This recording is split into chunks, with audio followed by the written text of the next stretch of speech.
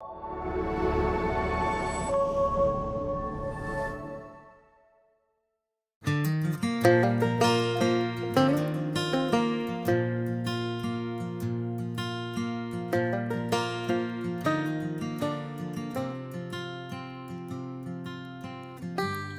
in Fort St. John, we're so fortunate that we have different seasons.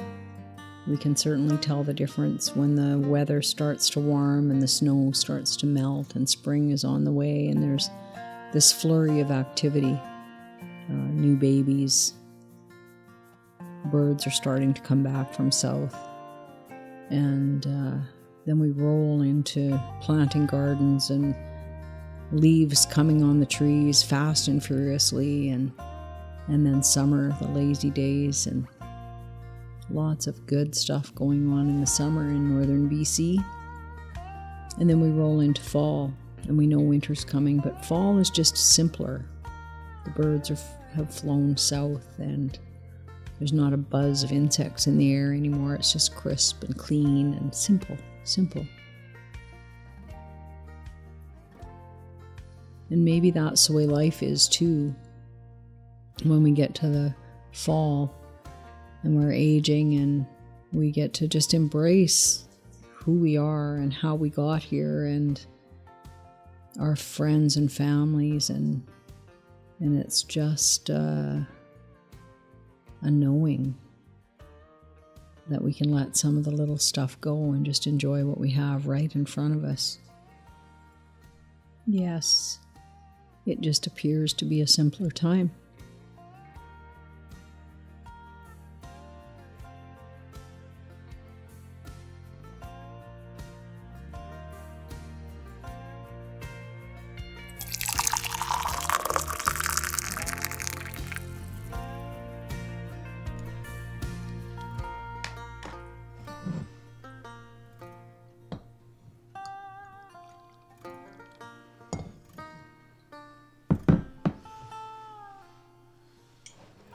I hope you've poured yourself a cup of tea or one of your favorite beverages.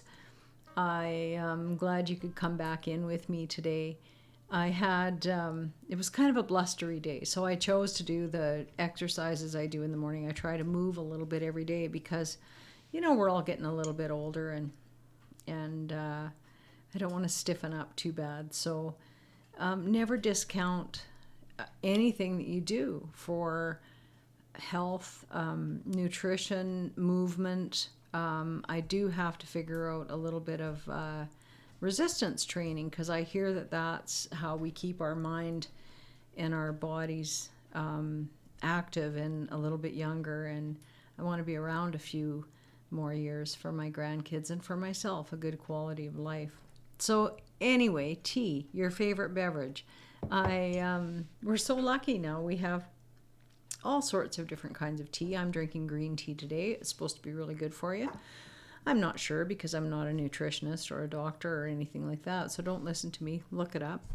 But I Googled the origins of tea, and I thought that it was quite lovely because there's a couple different little stories. It was both from ancient China, and one was a fellow who was meditating, and he fell asleep for about 9 years, and when he woke up he was so dismayed and angry with himself for his weakness that he cut his eyelids off, and they fell to the ground and out sprouted tea bushes. So that was kind of an interesting little legend. And then the other one was one of the emperors had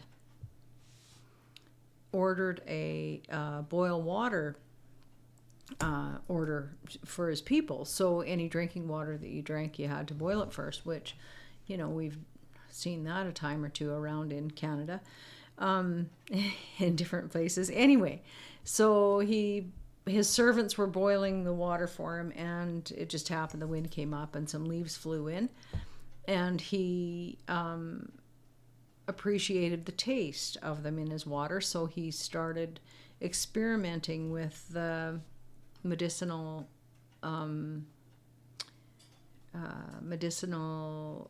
qualities of different herbs, and found that it cured him from some poison ones that he had taken in, and so I thought that it was very interesting that those are the stories that came up when you Google the origins of tea. And then of course it goes on into how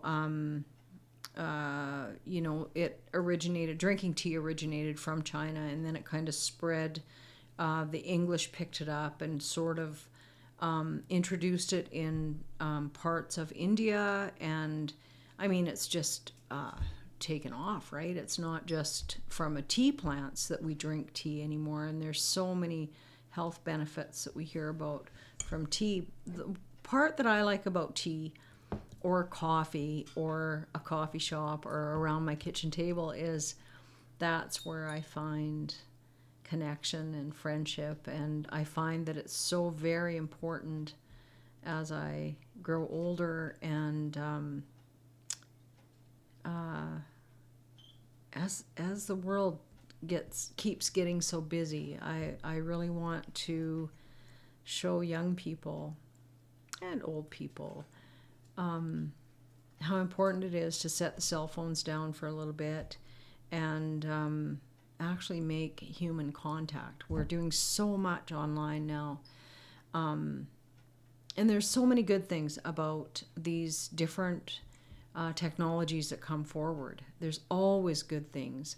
But we mustn't let the past fall away into darkness either. It's so funny. We've been humans for how many generations, and for some reason, every generation that comes along thinks that they need to reinvent the wheel or something. I don't know. So it really bothers me, some of this stuff. And I started this podcast really hoping that we could start maybe connecting. And I had kids to help me with the dishes before I had a dishwasher. And then later on to help me with technology, because they're up on it, right? And pretty soon they laugh at me and make fun of me for, when I've pushed the wrong button on my computer or on my cell phone.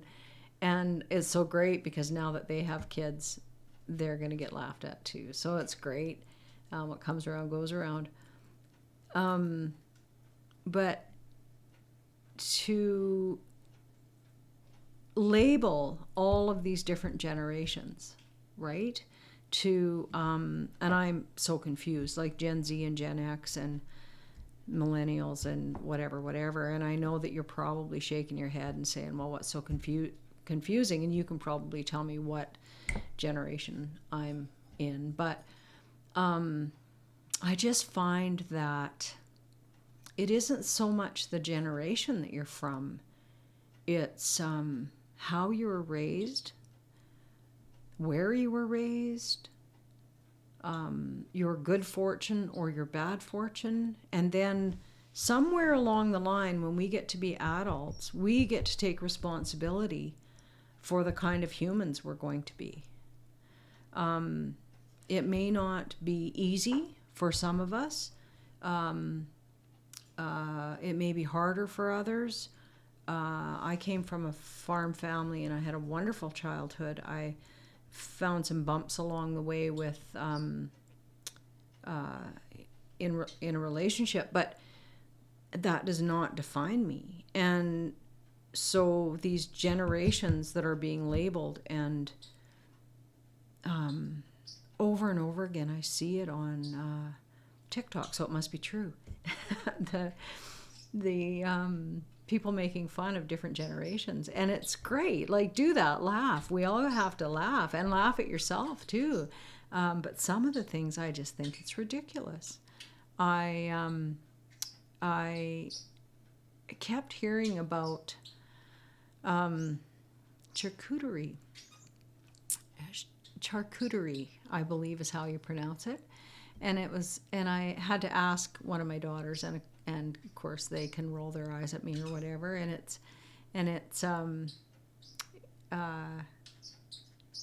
charcuterie boards, and paying somebody to show you how to create these charcuterie boards. And it just cracked me up, because we've been putting things on platters forever. Every community event we had when I was a kid, 200 years ago when I was young, there was a dance at the community hall. So, the afternoon before, a bunch of ladies would get together and make sandwiches, and we would put them on a platter and take them, and somebody would make squares, and they would go on another platter or a tray, whichever way you want to look at it, platter, tray. And so now, I don't know, does it make the food taste better? Or I guess it sounds better to say you're having a charcuterie party than you're having a potluck or a tray party or a platter party, or I guess, and then platters, I guess, would be, 200 years ago, that would have been a record of vinyl, right? A platter. Anyway, so some of these things just crack me right up. And so we can see the different generations. And it's so funny because I know some young people and some old people, and I do a little bit of recycling myself, but they're on about recycling, and I think, well, milk used to come in glass bottles, and we used to do a lot of canning ourselves, so those would get reused. And my kids weren't in disposable diapers until they were 3 or 4. They made it, my kids were in diapers for probably maybe a year and a half. And they were in cloth diapers for the most part, unless we were traveling. So let's start taking best practices from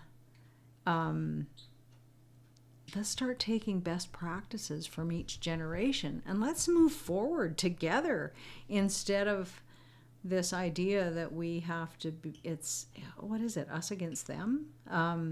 I don't agree with some of the things that are happening now, and people don't have to agree with me about the things that I don't think are right or are necessary or is so absolutely amazing to me. And we can learn so much from each other. And please, please, please show some respect for the knowledge that some old people might have, and I certainly respect the world that these the up and coming and raising a family now, and the extra pressure there is to keep your kids off the internet or limit their screen time. All of these things, right? We're learning. We're all just human. And it's so funny because I heard the other day a lady began a speech by saying something about being patient with her, because this was the first time she was an old person. And I do understand that it's the first time people are parents and the first time that they're growing up as well. So we all need to find some patience for each other. Anyway, so in this podcast, I want to talk about some of the things that matter to me and some of the things that don't matter to anybody and some of the things that might matter to you. And I hope to have a laugh and maybe raise some questions, perhaps, that we can start thinking about and start making it just a better world. To be a grandparent is a privilege. To have the health that I have, and to strive towards better health is amazing. I'm so very, very fortunate. And so, when you go out of your house, we can try to smile at each other, say hello. I met this wonderful little boy at the grocery store the other day, and he was embarrassing his mother because he was having a little bit of a time. And so I asked him what his name was, and I chatted with him a little bit, and he smiled, and I don't know how long it lasted until he reverted back into the little tantrum he was having. but it just made me feel so good that I got a smile out of him, and I asked him where the cranberry sauce was, and he didn't know, but he sure was trying to help me. And then he decided, I asked him which one was his favorite, and he told me, and it was just such a lovely encounter. And I just think that if we leave our house every morning thinking that we're going to meet happy, wonderful, nice people, and always remember that everybody has their own story that they're going through, so we can have compassion and empathy for other people, that would be lovely too.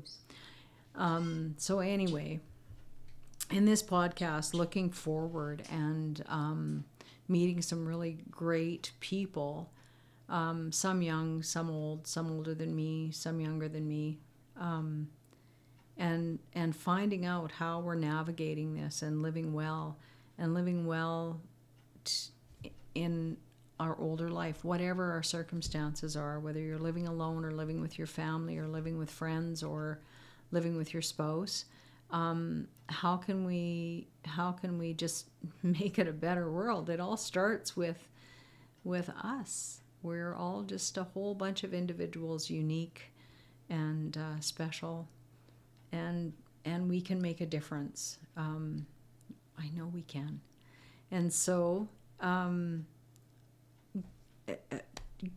tea with Grammy, and what so when I got to be a grandmother, it really made me think about my grandmother and about how old I was getting and about what it meant to be a grandma. And the grandmothers that I had short curly hair. And I actually had an argument with a hairdresser a few years ago that told me that he needed to cut my hair because women my age didn't have long hair. And I won. And so what do you think of when you think of your grandmother? And what did she give you that you might pass on to your grandchildren or other people's children or anybody? I had a wonderful grandmother that lived very close to us, and I was the youngest child of two people that were the youngest, close to being the youngest children in their family. So when I came on the scene, and when I can remember my grandparents, they were actually getting to be quite elderly already. So I wasn't very old when my maternal grandfather passed away, and I had my grandmother who lived very close. She lived in our yard, in her own house, but very close. And so I remember her knitting and crocheting a bit, and she did a lot of word puzzles, and she made the best Kool-Aid in the whole world because she put it in these glass colored jugs, and she made the best fried egg sandwiches too. I remember very vaguely her going to a dance, but I don't believe, perhaps it was a wedding dance or something that she went to, I'm not sure. And that's what I remember about my grandma. She smoked, and we bugged her about it, and so then my other grandmother I didn't know well at all, and so I'm not sure what kind of hobby she had. But I looked around, and I asked a few of my friends who are grandmas, and looked around, and I know some of the people and well enough to know what kind of hobbies they have. And there are some that are struggling because they've recently retired and they're learning what they like to do. There's learning languages, there's traveling, there's it's so funny. Like some of the things that they're just not Grammy things that they're doing. And it's great, and I really love it. It's going to yoga and going to the gym. I have a hiking friend who's a grandmother that really likes her picture taken on top of mountains. And so artists who have turned their hobbies into businesses. So we're not knitting socks anymore as grandparents. And so we're, here's another generational thing. We're redefining what being a grandparent looks like. Part of it is economics as well. You have some people just aren't retiring as soon as they would like to, or maybe as soon as they would have if it was 20 years ago. And I was fortunate because when I grew up, my mother and my grandmother, neither of them worked outside of the farm. So I had them at home. And I think about that too. When my girls were little, my mom was able to babysit for me. So what are the dynamics around that now? We have a lot of people working in FortSt.John from other places, and they don't have grandparents around. Lots of communities are like that. We don't live so close to our families anymore. So it's I often think of how wonderful it would be if you could have a Linda Grandma business or something, because I think it is so very important for grandchildren of all ages to have that support of that extended family. For the kids, for their parents, it's a different new world. And like I said, we're all experiencing this phase of our lives, this next chapter, for the first time. So it's wonderful that I know all these people with all these different hobbies and likes and dislikes, and it's challenging. Not everybody has the money to go out and do yoga or join a gym or even paint classes or something. But we're so fortunate most of the time, no matter where we live, most of the time we can find things that are very inexpensive. And when I began this episode and talked about walking around the apartment, and I go up and down the stairs and I use my rebounder, and I have a couple videos, and there's some YouTube videos that I follow sometimes, because it doesn't always mean going out and spending money to find a new hobby. It can be a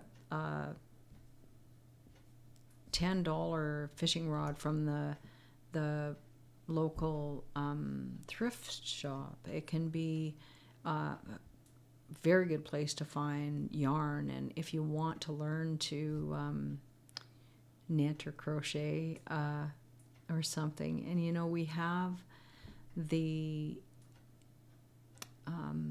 ability now to be so connected, to find people, to meet somebody at a coffee shop, say, hey, I'm looking for somebody who can show me some simple basic stitches, or I'd really like to paint. Is anybody out there? There's a wonderful women's group in FortSt.John, and it's all absolutely free of charge. So if you can't find a group, start one yourself. Get out of the comfort zone and find something that suits you. I started learning a language, and that didn't go well, but it was something new and different, and I really enjoyed it. So, and I just did it at home, and we're so fortunate now. There's so much at our fingertips. So find the things that bring you joy and happiness. And if you're living with somebody, perhaps you can do it together, or perhaps it'll just give you something to talk about when you figure these things out. It's great. Some of the things that I remember my dad talking about, it's so funny, because a lot of the things that we do now, because it brings us pleasure and it's a good hobby, sometimes it saves us a little bit of money, but sometimes it doesn't. Those are the things that people did out of necessity. And I sure wish that had I been a little bit older, perhaps I would have asked my grandmother a few questions about these things. I remember Dad talking about a neighbor lady who used to go for coffee, and when she was walking for coffee, she would knit a sock.